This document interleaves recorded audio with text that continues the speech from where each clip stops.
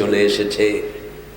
সকাল বেলায় মানুষ বলা বলি করছে যে মহিলাটা রাস্তায় বসেছিল ইয়া জানিয়া, ওই মহিলাটা পতিতা। কি মহিলা? পতিতা, শরীর বিক্রি করে খায়। আল্লাহ আমাদের মেয়েদেরকে হেফাজত করেন, আরো জোরে বলেন আমিন।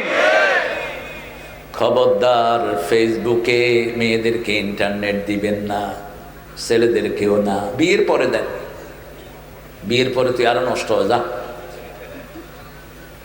এখন তো নষ্টর সীমাহীন নষ্ট হচ্ছে পোলাপান। ওদিকে উত্তরবঙ্গে দেখলাম এক শয়তান 8টা বিয়া করছে, বউ বেগুন্ডলের ছবি উঠছে। পিঠা মেরে ফেল, প্রকাশ্য দিনা কাল লুচ্চা। 4টার বেশি বউ যে রাখবে সে কি কথা কন না কেন? গোপনে তো অসংখ্য করছেন, সেটার হিসাব নিবেন কে? হসপিটালে গেলে দেখা যায় কত রোগীর সংখ্যা এখন।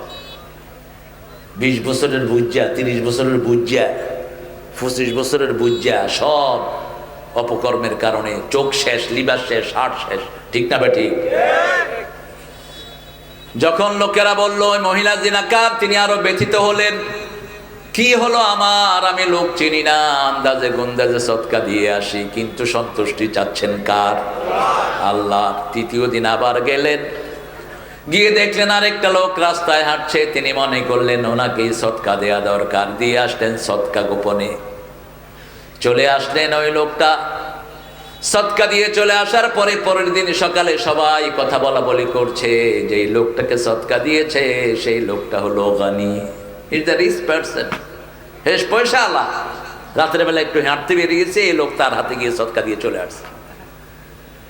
এরপরে দেওয়ার মতো তার কাছে কিছুই নাই।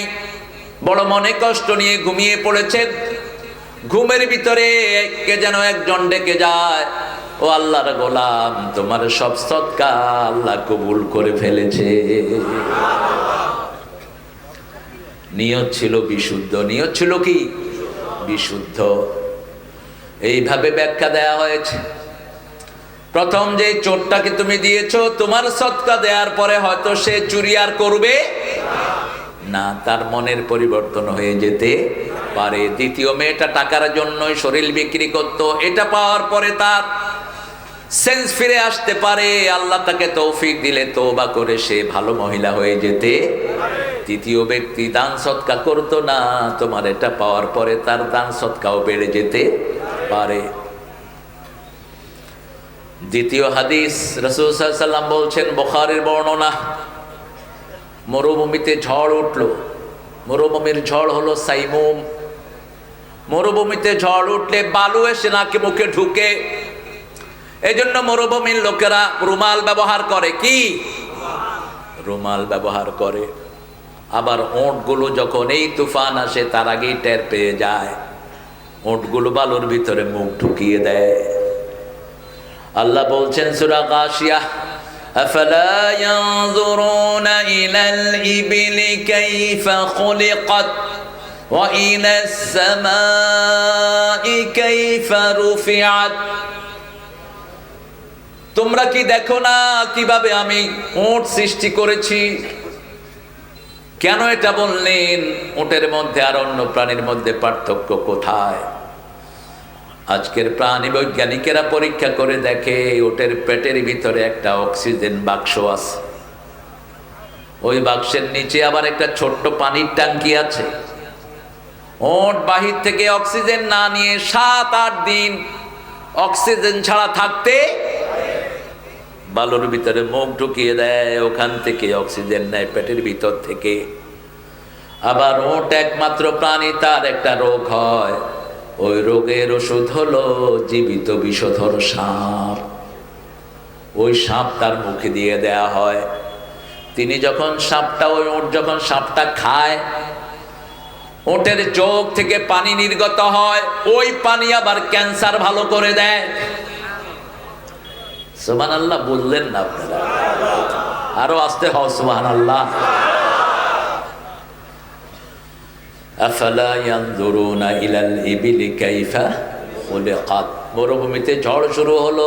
পাহাড়টা হলো মক্কা থেকে মদিনার পথে 3-4 কিলো দূরে, মক্কার ভিতরেই পাহাড়টি। গুহার ভিতরে গিয়ে ঢুকছে তারা। কিসের ভিতরে? গুহার ভিতরে। উপর থেকে একটা পাথর এসে সাখরা, পাহাড়ের মুখ বন্ধ হয়ে যায়। এখন মরা ছাড়া আর কোনো উপায় নাই। কয়জন লোক? কয়জন? তিনজন।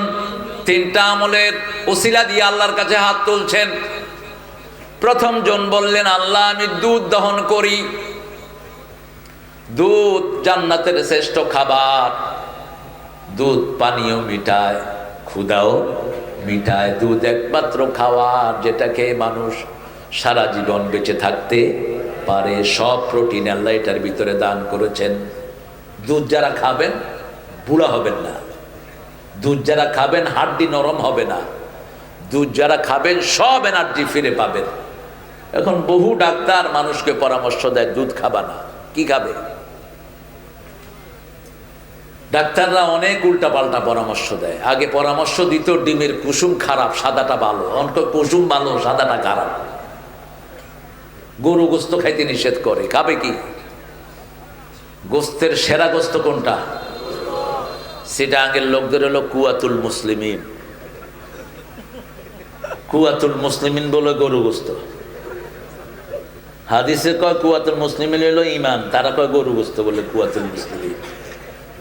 এটা এমনি ভালোবাসার কারণে বলে আর কি। গরু গোস্তের মতো ভালো গোস্ত আর নাই, এত স্বাদের গোস্ত নাই আর। এই জন্য হিন্দুরা ভগবান বানায়, আরা খায়। তারা খায় গু আর মুত, আরা খায় দুধ আর গোস্ত। তারা যেতে ওই যে করোনা ওই গরু কা বউল পি লো, করোনা চলা যায়গা। ঠাকুর একটা গরুর পাছায় হাত দিয়ে এমনি করে খাইতেছে, ওইটা আগে মরছে। করোনা থেকে বাঁচার ওষুধ হলো অজু। ঠিক না বা ঠিক? অজু আছে যেখানে করোনা নাই, কোরআন আছে যেখানে অসুখ নাই সেখানে। তিনি বলছেন আমি প্রতিদিন আমার পিতামাতাকে দুধ পান করাই। শাহজালাল রহমতুল্লাহ আলাইহি বেঁচে ছিলেন কতদিন বলেন তো? 70 বছর বয়সে এসেছেন বাংলাদেশে। 40 বছর বেঁচে ছিলেন। তারপরে খাইতেন কি? দুপুরে খেতেন বুট চনা বুট, আর রাতে খেতেন দুধ। বাস এই দুটেই খেতেন। অত্যন্ত শক্তিশালী মানুষ ছিলেন। অনেক আল্লাহর ওলির রাসূলের জীবনের সবচেয়ে প্রিয় খাবার কি ছিল? দুধ। আল্লাহ খাওয়ার তৌফিক দান করেন।